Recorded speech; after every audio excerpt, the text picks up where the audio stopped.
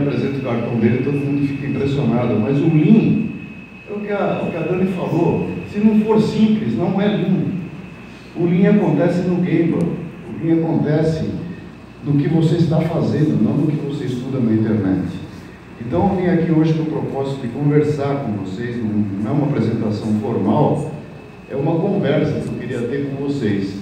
O primeiro é uma história que eu não sei se todo mundo conhece, né? A gente fala em Lean, imediatamente se associa a Toyota. Aí eu tenho vários amigos que vão para o Japão, chega frustrado e fala assim, eu fui falar essa palavra lá, ninguém conhecia. Eu falei, lógico que não. Lógico que não. Por quê? O que aconteceu? Existia um grupo de engenheiros, agora eu vou falar bonito para impressionar, né? Um grupo de engenheiros em Massachusetts, bonita pronúncia, né? Esses caras, eles tinham como mestrado estudar a indústria automobilística. Então eles começaram a plotar um monte de gráficos, um monte de variáveis. Eles começaram a observar que tinha um animal diferente ali. De repente o gráfico de um negócio chamado Toyota era totalmente diferente dos demais. Totalmente diferente. Aí eles ficaram muito impressionados e aí eles falaram assim, como é? Nós temos que dar um nome para isso daí. Aí muita gente atribui o nome Lean a um dos cabeções lá, um dos caras bons. E na realidade nós encontramos outro dia o Uma aqui no Summit em São Paulo, e ele contou que quem deu esse nome aí foi um estagiário. Eu sou estagiário, por que a gente não chama esse trem aí? Fala assim aqui, né? Por que a gente não chama esse trem aí de Lean? E o que é Lean em inglês? Lean, não sei se eu tenho alguma foto aqui, talvez. Se for num supermercado lá nos Estados Unidos, você pode encontrar essa placa aí, compra um peixinho sem gordura. Né? O Lean significa esbelto, sem gordura. Então alguém teve a ideia de dar esse nome de Lean. Então o Lean não tem nada a ver com a Toyota. O Lean é uma palavra que um estagiário deu lá, por acaso, numa reunião. Bem, falando para vocês que eu sou contemporâneo, né? Em 1988 eu estava nos Estados Unidos, eu fui mandado para lá para estudar, e para trabalhar, para ser estagiário. O Ronaldo, que depois vocês vão conhecer, que é meu filho, estava no pré-primário, tinha 5 anos. Aí, por coincidência, o que eu gosto da minha carreira é que tudo aconteceu por coincidência, não planejei nada. Por coincidência, foi quando os carros japoneses começam a chegar nos Estados Unidos. Né? E o americano, como ele é um cara muito patriota, né? Ele começa a boicotar o japonês. Então eu vi cenas ridículas lá, né? Eu vi estacionamentos com placa na frente assim, não aceitamos seu japonês aqui.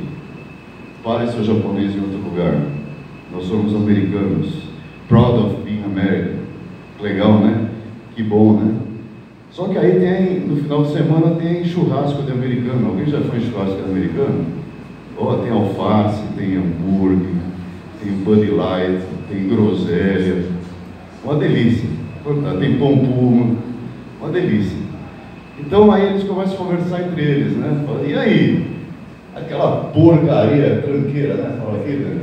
Aquela tranqueira daquele carro japonês que você comprou, já quebrou? O cara falou assim, você está falando do quê? Meu carro tem 50 mil quilômetros, eu nunca fui na concessionária, eu tenho 10 mil, você já foi 5 vezes na concessionária. Aí o cara fala assim, mas para isso você pagou bem mais caro, né, seu estúpido? O cara fala assim, não, acho que estúpido aqui é você, porque eu paguei $4.000 mais barato do que o teu por um carro muito melhor. Então, aí quebram-se 2 paradigmas. O primeiro, que americano também faz porcaria. E o segundo, nem tudo que é barato é porcaria. Você pode fazer uma coisa boa e barata. Então quebra-se um paradigma. E aí, o americano fala assim, peraí, eu sou patriota, mas também não precisa exagerar tanto, né? $4.000, vou começar a comprar esse carro aí. O americano começa a experimentar que o carro japonês é fantástico. É um carro mais barato que não quebra. E os americanos começam a se desesperar. Aí vem a história que o Ronaldo sempre conta, né? Tem aquele provérbio, quando você não pode com o seu inimigo... Mata ele. Mata ele, não. Junte-se a ele, né? junte-se a ele. Então tem uma parte da história que todo mundo conta só metade, mas eu vou contar a outra metade para vocês, né? Porque todo mundo, os consultores falam assim, os americanos se desesperaram, eles precisavam aprender com o japonês como é que fazia carro. Não, tem a outra metade da história que ninguém conta. O japonês se desesperou, porque ele estava chegando num país que ele não conhecia nada. Ele não sabia vender carro, ele não sabia ter concessionária, ele não sabia atender o cliente, ele não sabia fazer um pós-venda.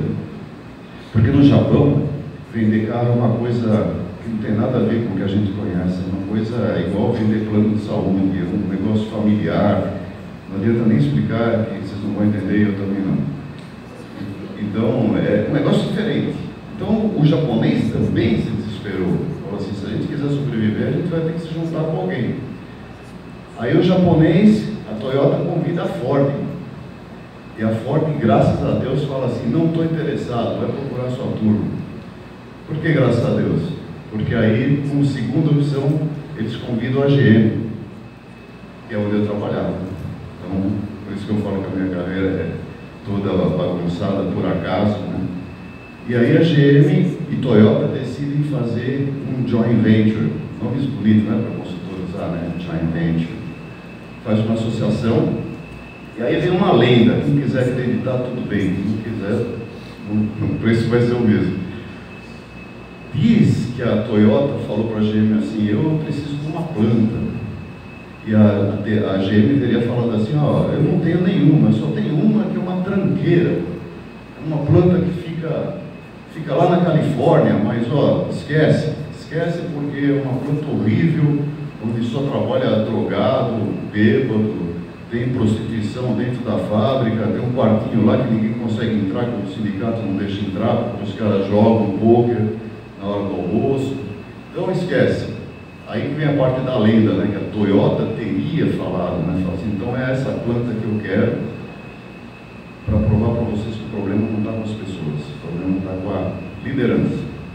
Se você não é o exemplo da tua fábrica, você não pode esperar nada dos teus colaboradores. Essa parte eu nunca sei se é verdade ou não, mas impressiona, né, quando o cara fala. Então, faz conta que é assim mesmo. Deve ser. Bom, eu caí nessa fábrica lá. Eu caí nessa fábrica porque não tinha nada a ver com Lean. Meu chefe precisava conhecer um processo de pintura e me mandou para lá, fui transferido para lá. E, pessoal, eu estou falando agora de 1994. Eu não estava chegando em outro país, não estava chegando em outra fábrica, eu estava chegando em outro planeta.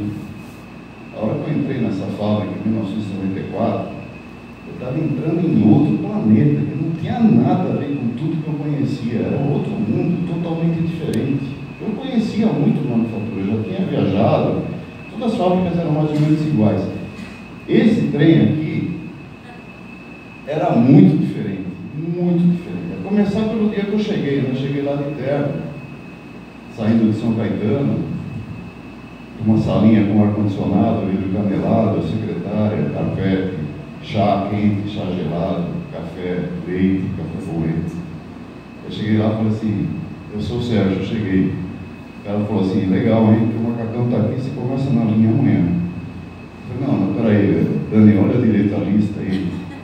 Eu sou o Sérgio Caracciolo, de São Caetano, importante pra cacete. Eu falei, você pode ser importante para tuas negras, aqui você vai trabalhar na linha, você não vai aprender.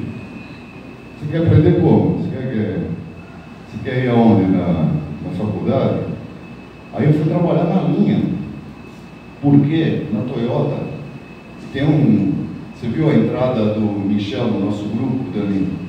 Ele ficou 12 anos no Japão. O cara, quando ele entra na Toyota, a primeira coisa que ele faz é ir para a linha, porque é lá que acontecem as coisas. O produto final vai sair da linha.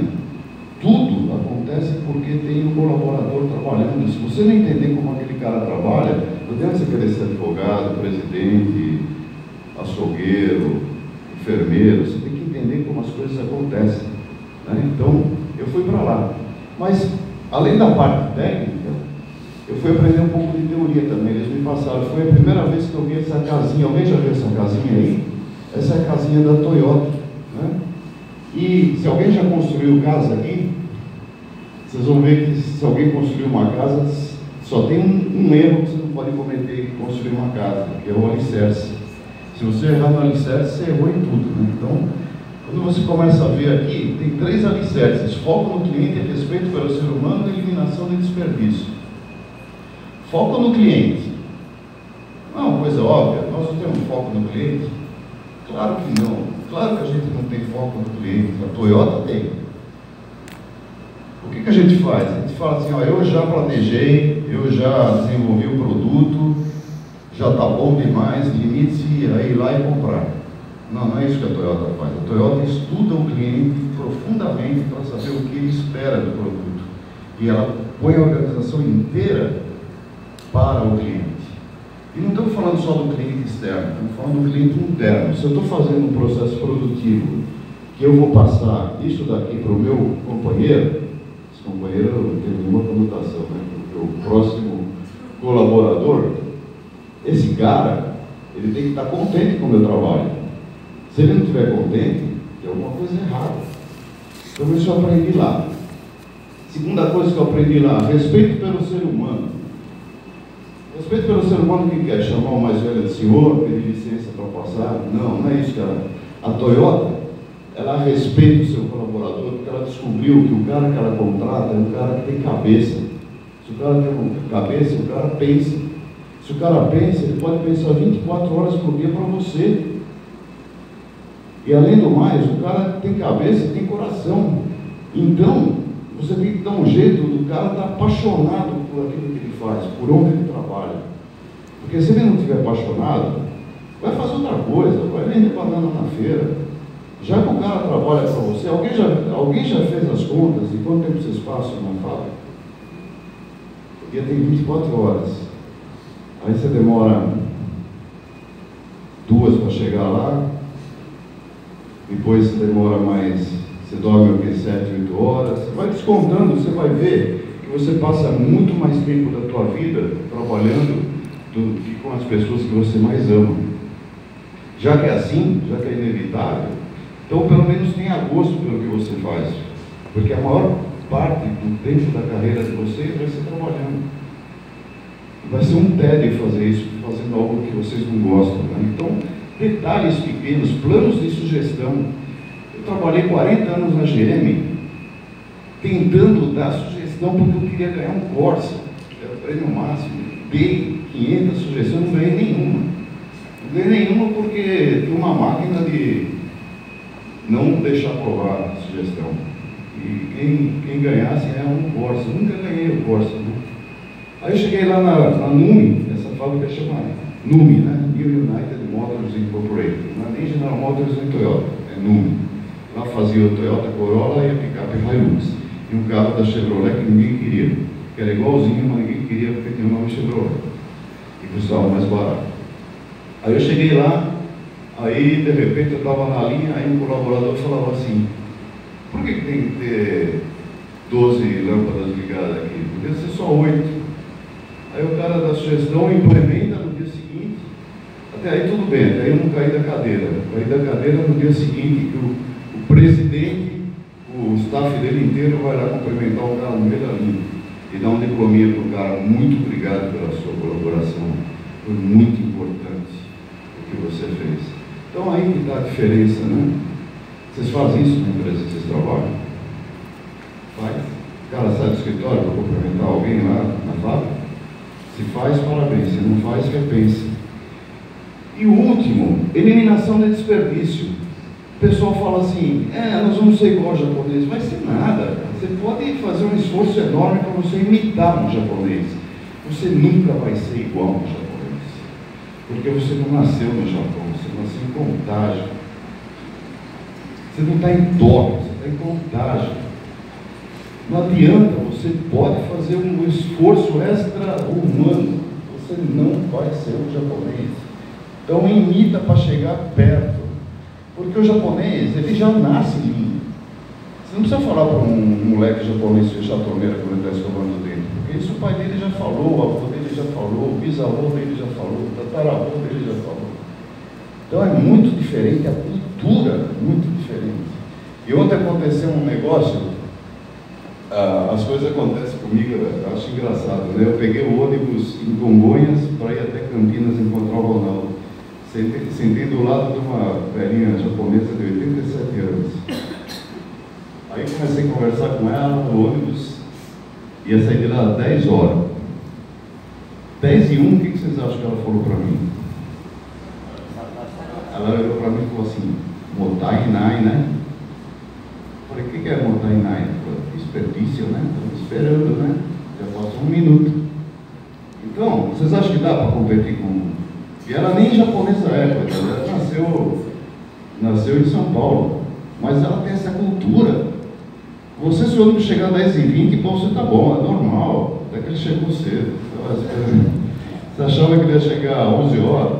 É ou não é? Então, é isso, né? Existe uma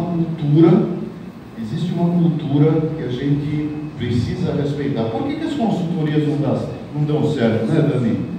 O cara chega lá na fábrica e enfia um monte de gráfico, e luzinha, e coisa pitando, e tapetinha, não sei o que, e nada dá certo. Por quê?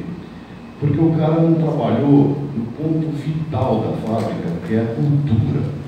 Primeira coisa, eu falo para o pessoal meu que vai da consultoria, eu falei, passa um mês tomando cerveja com os caras, vai jogar bola com os caras, vai no jogo de futebol, sai à noite para jantar, entende os caras. Enquanto você não entender como é que o pessoal de contagem pensa, como é que eles agem, o que eles acham da vida, você está perdendo o seu tempo, porque cultura não se enfia a goela abaixo. Você tem que conquistar, mas para conquistar você precisa entender como é que o cara vive. E por isso que muitas consultorias não dão certo. Outra coisa que eu vi drasticamente diferente na NUMI é que eu estava acostumado com esse tipo de fábrica, né? Tem lá operários, diretoria, aí tem uma informação, aí tem a história do telefone sem fio, cada um vai contando a história que melhor cabe, né? Até chegar no diretor, o diretor toma uma decisão que nem sempre é correta, porque foi totalmente deturpada a história. O que eu vi lá, pela primeira vez, hoje talvez seja uma coisa normal, mas em 94 para mim isso era um escândalo. Eu vi todo mundo trabalhando em função do operador. Você pergunta para o cara, o que você faz aqui? Eu suporto o cara da linha. Então, uma organização inteira, porque é lá que acontecem as coisas, né? É lá que é na linha, no guipa que acontecem as coisas, não é em outro lugar. Então, é por isso que é uma organização. Outro choque, assim, anafilático, que eu queria me internar no hospício, não deu porque o plano médico não cobria. Quando eu entrei na fábrica, que mandaram falar com o diretor-geral da fábrica, tinha uma mesa do lado dele e tinha um cara sentado do lado dele. Vocês imaginam quem era esse cara? Pensa num absurdo. E fala para mim, um só de cada vez, para não me atrapalhar, senão vai para fora de todo. Quem era esse cara que estava do lado do diretor-geral? Um operador. Outro. Falou um absurdo, sem ser a sogra dele. Falou um absurdo. Pior que isso. Presidente do sindicato. Alguém aqui já passou assim, parar para pensar que um dia o presidente da Volks podia estar sentado do lado do Lula? Então, não dá, né? Então, por isso que eu estava chegando em outra galáxia. Aí eu fui conversar com o cara falou assim, não sei se você está estranhando, porque a fábrica tem que fazer o que a gente quer e a gente tem que fazer o que a fábrica quer. Se as coisas não se entenderem, não adianta nada. Ele falou isso com uma naturalidade tão grande que eu falei assim, não, agora eu devo acordar já com entubado, tem algum problema. E essa figura, alguém já viu essa figura? Essa figura tradicional da Toyota, né, que diz o seguinte, né, você tem um navio navegando em almas calmas até o dia que tem uma seca terrível. Aí você tem duas opções na vida. Você começa a rezar para chover, ou você tira aquelas pedras lá de baixo. E o que o construtor de vinho faz, o que a gente faz, é tirar as pedras. A gente não mexe, a gente não põe mais água, não reza para chover, a gente vai tirando as pedras do meio do caminho. Pessoal, eu falei para você que escutar velhinho é interessante. Eu tive a grata satisfação de conhecer esse cara numa palestra da SAE em Porto Alegre. Esse cara chama-se Gary Gomes. Ele foi o primeiro americano não japonês a comandar uma fábrica da Toyota. E ele conta, assim como eu estou tentando fazer aqui, ele conta a história dele, o choque cultural que ele teve quando ele pela primeira vez bateu de frente com os japoneses. Ele trabalhou na NUMI também.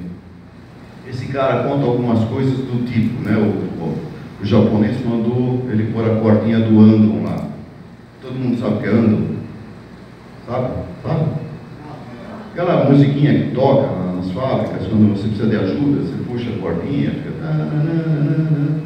Ou no Carrefour, quem vai fazer compra no Carrefour, que o caixa tem um problema, não acende uma lâmpada lá? Andon.